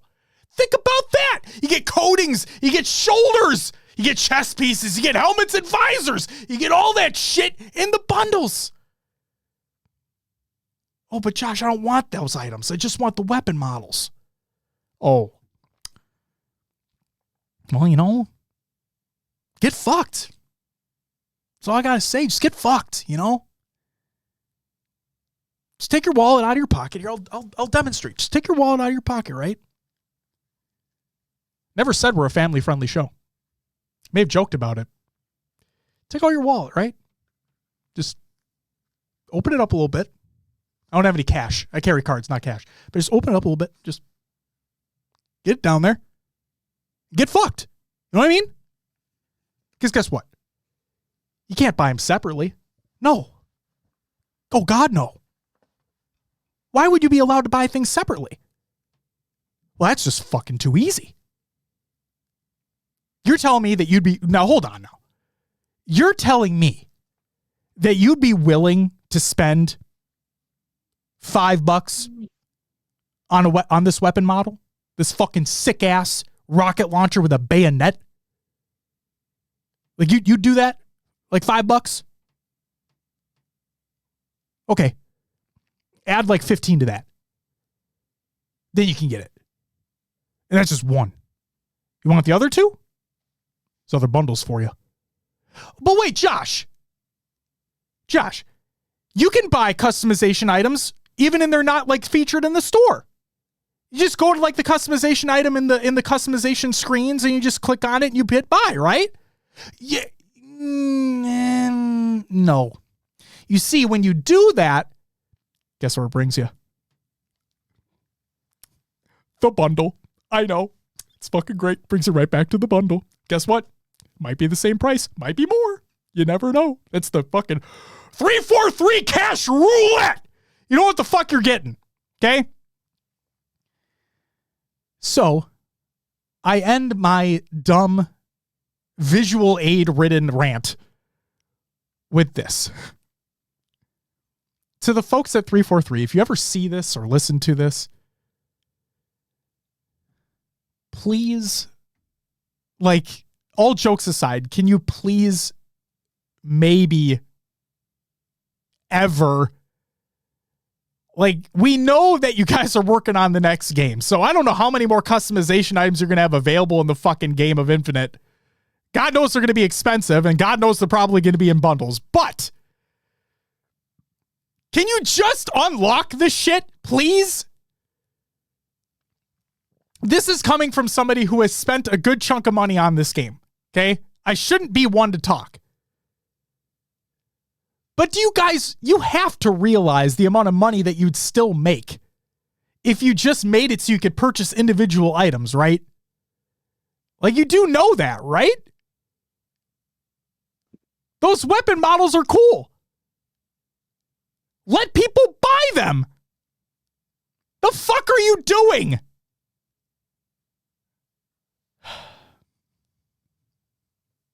And scene. God damn. Yeah, I think it. we a lot of people can relate. I mean, I've even found myself like, oh man, I need a new armor coating, and I'll scroll through the locked ones and be like, oh, this one's cool, and then open it up and it's like part of a giant bundle, and I'm like, not so cool clothes. You know, it's just, it would be super convenient. And yes, people would probably spend more if just the single items were available. Now that might take a lot of work to go through and put a price on every single item you have versus being in the bundle, but I don't actually think so. I was going to say, in my opinion, if they said something like that, I'm like, that's the biggest fucking excuse I've ever heard. And yeah, there's just like, this is probably a bad comparison, but what came to mind is Valorant, right? They release bundles, and you can buy the bundles. It comes with like 4 or 5 weapon skins that bundle goes on for your weapons. They should There's be a couple for every free weapon. items.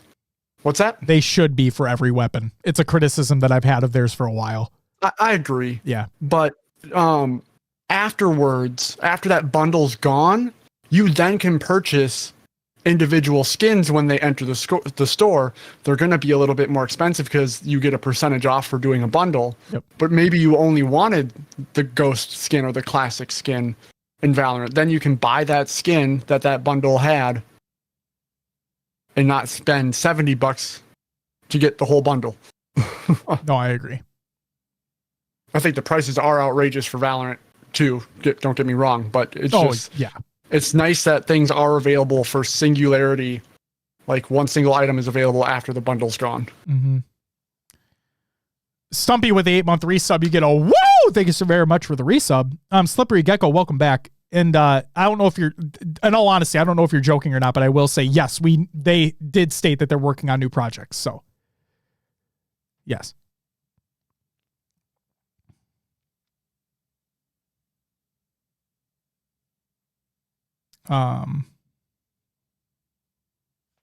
So fuck yeah. I still think it's fucking stupid how they still haven't just allowed things to be broken up into individual items. I think it's fucking crazy. Maybe someday. Maybe. Who knows? Maybe literally on the last day before the server shut down. They're like, guess what we did? Next April Fool's Day, it'll come in for one day and then be taken away. Oh, fuck me. Snake says, I just want all the green stuff, Josh. No, that's what I'm saying is like they have to realize they're not, contrary to popular belief, they're not stupid. Okay? Like, I know people are going to dunk on them on all that. Like, I just fucking went on a massive rant. But they're not dumb. Like, they're not intellectually stupid. They know that if they release these items separately, they would make money. Like, I don't know what the logistics would be into making it happen, but they would make bank. Like literally, if you just make every item individually purchasable, whether it be like a buck per, like for a chess piece, or like $5 for a weapon coating that's across all weapons, you know, like obviously make it dynamic. They would make so much fucking money. Like it's insane. Gray says, I'm just hungry enough for the Whopper. I don't want the whole meal. We kind of act like, all jokes aside, we literally had a moment like that happen last night too. We literally went, wow, it's fucking weird. Gray, were you in my car with me? We literally went to Burger King last night before one of my nieces' plays, and my wife wanted a Whopper Jr. but didn't want a meal. She didn't want fries. Shady, yes, you're not wrong. People are buying them. I buying the bundles. I understand that. I just would like for things to be individualized so more people would be interested in buying. Riz, the jingle's unbelievably stupid, so no. But I did get a rodeo burger. Shit's fire. They know it'll make them less money, though. The bottom line is it'll make less than what they're doing now. See, here's the question, Snag. I'm genuinely curious because while I did say that they're not stupid, they don't necessarily know that because they haven't tried it yet. You know what I mean? Like, I'm guaranteed that they have analytics and data that they're looking at to like gauge interests and whatnot. But the fact that they haven't even tried it, I'm genuinely curious how, like, if more people would be inclined to buy, which would potentially lead to even more sales than are taking place right now. I would love to see that fucking comparison between the two. Dayquil, I haven't had a rodeo burger in 10 years. Holy heck. I haven't had one in a very long time either, so it felt very good to get one yesterday. It felt very good to get one yesterday. And yes, I got John, one on the way to Joey's like 2-3 months ago. We all just getting fucking rodeo burgers, Will? Is that what we're doing right now? Burger. Yeah, it's great. Fuck yeah, dude. They are great. Did you, I don't know if you knew this, Will. You probably did because we're fast food aficionados. Did you know that it used to not actually be on their menu? Right. It was an off menu item. Yeah. But now it is. So, little fun fact for you there. At least it was at the Burger King that I went to last night. Yeah. Back when I was in my teens, my sister managed a Burger King, and that's how I found out about the rodeo burger, was through her. Fuck, hell yeah. So, yeah. Snag, again, you're not wrong. Like I said, I'm very curious as to what that comparison would be. Because in my mind, and again, this is, I guess, why I'm not a fucking business major, and this is why I don't fucking work for them. I believe personally that if you give more people the opportunity to buy, then they'd be more inclined to. Like I look at game sales, right? One of the big reasons why people pirate games is because they don't have an easy access to said game that they want to play. Another reason why emulation is so big, right? But I truly mean this. I want to make sure this is understood because I know that like ROMs it's a very gray area as to what's legal and what's not, or emulation in general. I own physical copies of Wind Waker HD and Twilight Princess HD. I believe Twilight Princess HD is for the Wii, and then Wind Waker HD is for the Wii U. Or maybe they're both for the Wii U. Regardless, I own both of them on disc. They're in a binder. I have the binder sitting right over there. But I have them emulated on my Steam Deck. If they fucking made them available to purchase on Switch, I would more than likely purchase them on Switch. That's not a joke. I've been waiting. There were rumors that they were going to do this a year or two ago, and it never happened. I was so anticipating it was going to happen. I was so fucking prepared, and then it never did, so now I emulate them on my Steam Deck. If you make things easier to purchase, I personally feel that more people would be inclined to purchase them. Whether it be games on digital storefronts, whether it be digital items in a shop, whatever it is, if you make things easier to purchase, I'm assuming that more people would be inclined to purchase. So that's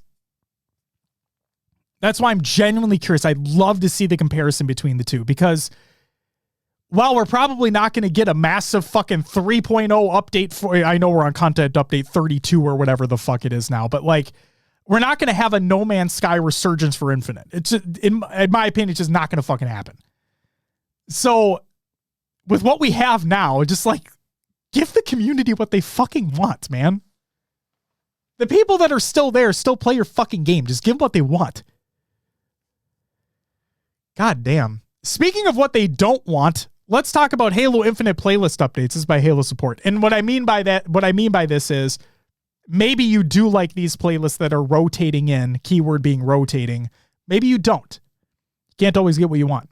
So Gruntpocalypse, the Firefight King of the Hill playlists have been temporarily replaced by Gruntpocalypse. The Gruntpocalypse playlists include the base Firefight King of the Hill game mode, as well as Fiesta, and 3 difficulty levels are available: normal, heroic, and legendary. Then, that day when the update released, so yesterday, the Halo Infinite team is investigating reports that match reward XP for the Gruntpocalypse playlist is lower than intended. Stay tuned as we'll update here with the issues resolved. So today, like an hour or two ago, so basically almost 24 hours since the issue happened, they finally tweeted out that the Halo Infinite team has resolved an issue that resulted in reduced match reward XP for the Gruntpocalypse playlist. So now you'll be getting the intended amount of XP in Gruntpocalypse. There you go. Yay. 4 rotational slots were updated. God damn it. Arena rotational. Social Objectives has rotated in, and Social Slayer has rotated out. The map Elevation was added to Social Objective. The Ranked rotational. Ranked Tactical, aka So What, has rotated in, and Ranked Slayer has rotated out. But don't worry, guys. Ranked Slayer will be a permanent playlist when the Match Composer releases later this year. We don't know the date yet, but at least we're getting that. The maps Catalyst, Empyrean, and Vagabond were removed since Ranked SWAT last appeared, and the Pit, Cliffside, Forbidden, and Starboard were added. The FFA rotational. FFA Slayer has rotated in, thank fucking God. And Lone Wolves has rotated out, thank fucking God. The map Elevation was added to FFA Slayer. Still not ranked, though, so... And then the BTB rotational, Big Team Heavies is rotated in, Big Team Social is rotated out. Squad Battle update. The original 5 maps, which were previously removed to highlight new maps, still love that change, by the way. Still love that change. Have been added back. The 5 original maps will appear less often than the new maps now. So the weighting is still going to be increased for the new maps. Again, love that. Great change. What's up, Tools? Welcome back. That's it, ladies and gentlemen, for the regular news. Got our games to watch! Except, there's supposed roster moves that are going to be happening with the rocker and whatnot. I don't have them listed here because they're rumors at this point. Nothing's confirmed. But we'll just have to wait and see. And who knows if the rocker is still going to be shit. But, that's it for Caught Another Games Watch. Time for Will's Adventures of the Nailovers and other games too. Will, before I ask you what you played last week, Archer Bloodshot, welcome to the live show. Thank you for the follow. Thank you for all the amazing Forge creations you have made. And you have a couple of yours that are being shouted out later on in the show. So shout out to you, sir. Will, what'd you play over the week, last week? Of course, played Halo Infinite. I'm grinding for career rank as much as I can. So I've been playing a lot of Husky Raid because it's easy to farm kills a little bit. Mm-hmm. Played Helldivers 2. Just played a little bit earlier today. And also, if you're a patron at the Pro tier higher, you can check it out for Pro Talk Plays. And then also been playing some random Valorant games with Joey. I'm still not good, but I'm trying. I'm trying to have fun. I think I need to find a new agent to play because I play Killjoy a lot. Okay. And I think I just need a different style of gameplay. But I don't know agents well enough to jump into ranked. Snakes is Viper for the win. I mean, I'm not good with Omen. Dislike Omen. Not my style of play. I used to main Brimstone because I loved being that setup with smokes and all that. So yeah, I just need to find a new agent, and maybe I'll just do a little bit of that tonight. Play some Swift play, try some different agents out, and go from there. Sweet. Welcome back, Lumberquack. It's good to see you.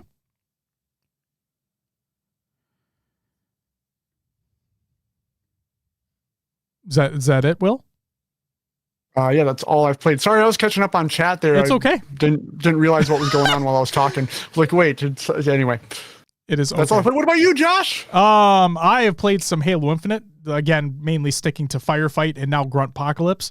And then MCC just did the Spartan Ops dealio with Justin, which was fun and also a shit show because of the input lag. So yay, MCC never being fixed ever again. Yay. Fuck. That's all I played. Oh, I will say, actually, I should say, I found a way. So one of the cool things about the Steam Deck, right, is like, yes, it's a PC, it's a handheld PC, it's a Linux-based PC. So there's a lot of games that either just straight up don't work or like there are workarounds to get them to work. And I'm happy that I got the Elder Scrolls Online working on it. So oh, nice. I've got an MMO in the palm of my hands, which is pretty fucking cool. And it's the reason why I like ESO from a casual standpoint is that it's completely controller friendly. I love how all the characters are voiced, which adds to the just the immersion. Yeah, the immersion. Yeah, it's something easy to pick up and play. So, shout out to the Steam Deck. Nice. Can I say how happy I am that they brought in Rank SWAT? Hey, that's great. I'm glad you are excited. That is fantastic. PD says, Will also played Friendly 8s with me. Guess that meant nothing. Well, I said I played Halo Infinite. I mentioned it earlier in the show too, PD, if you were listening. Sounds like PD's getting called out right now. Yeah, I did play some Friendly 8s with PD a couple of nights.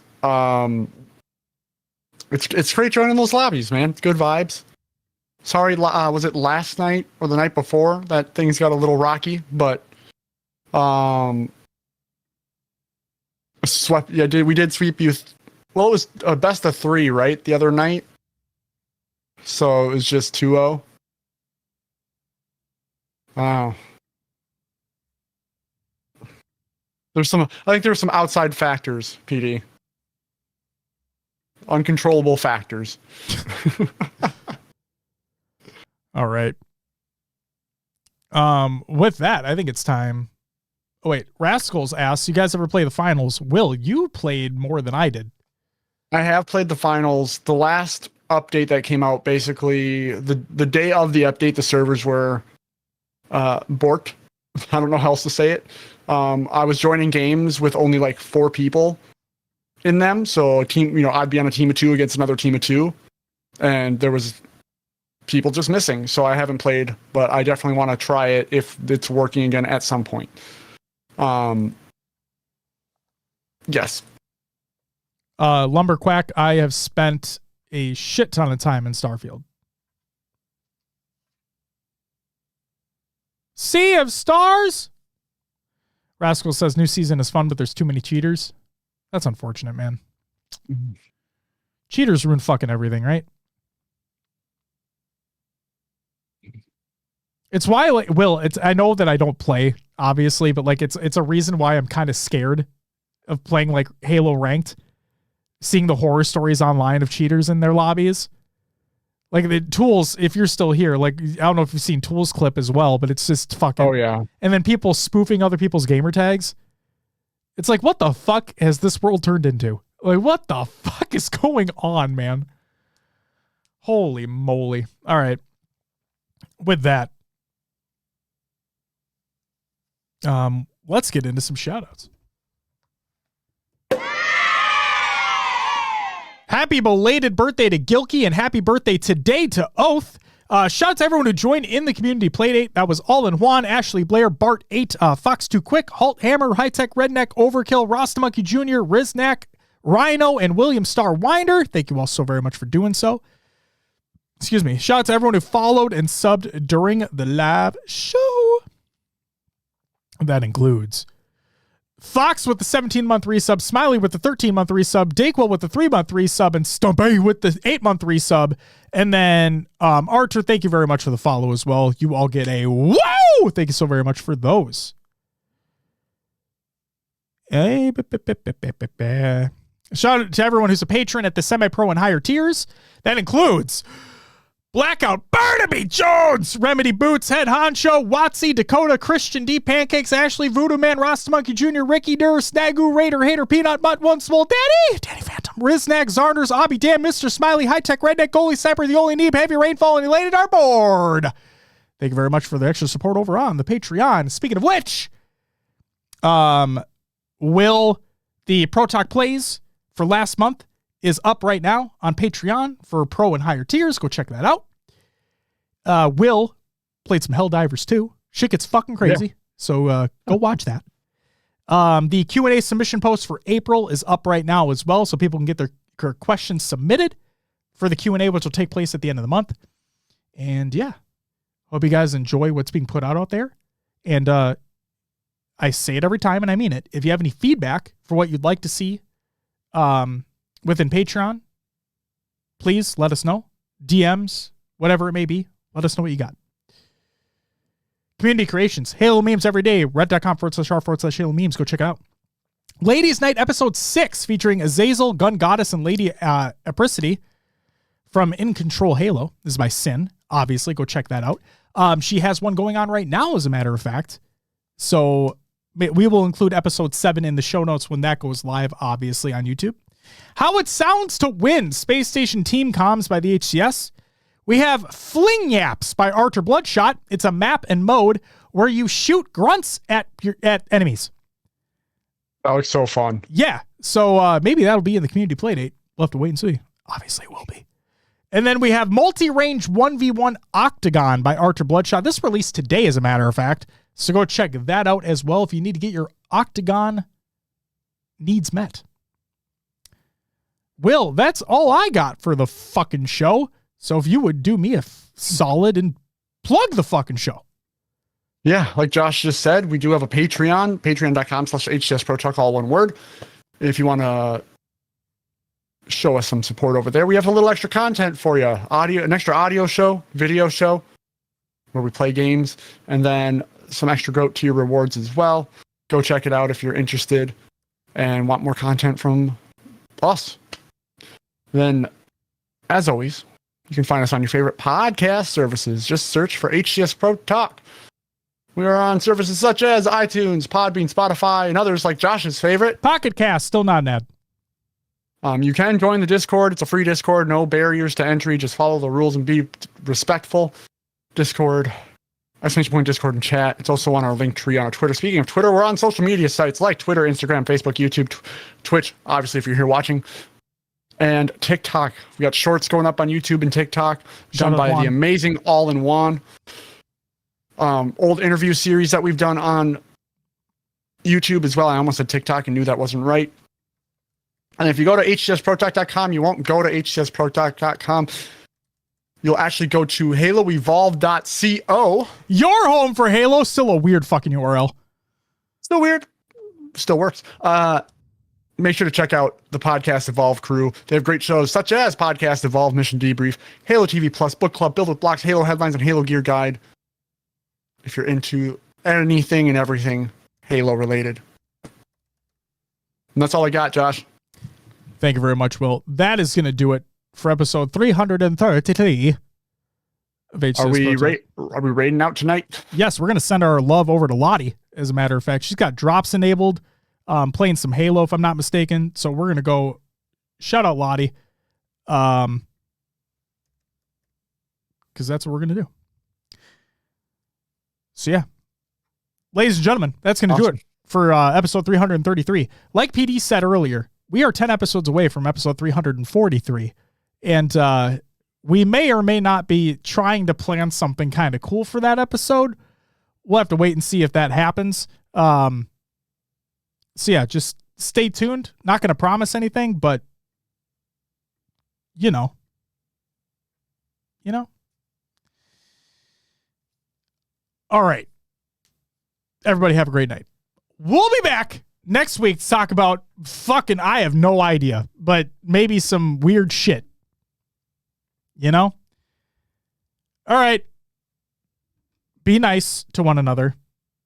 Snorlax is Lax. Thank you for the follow. Welcome to the live show at the very end. We're going to send our love to Lottie, so make sure you go follow Lottie if you don't already.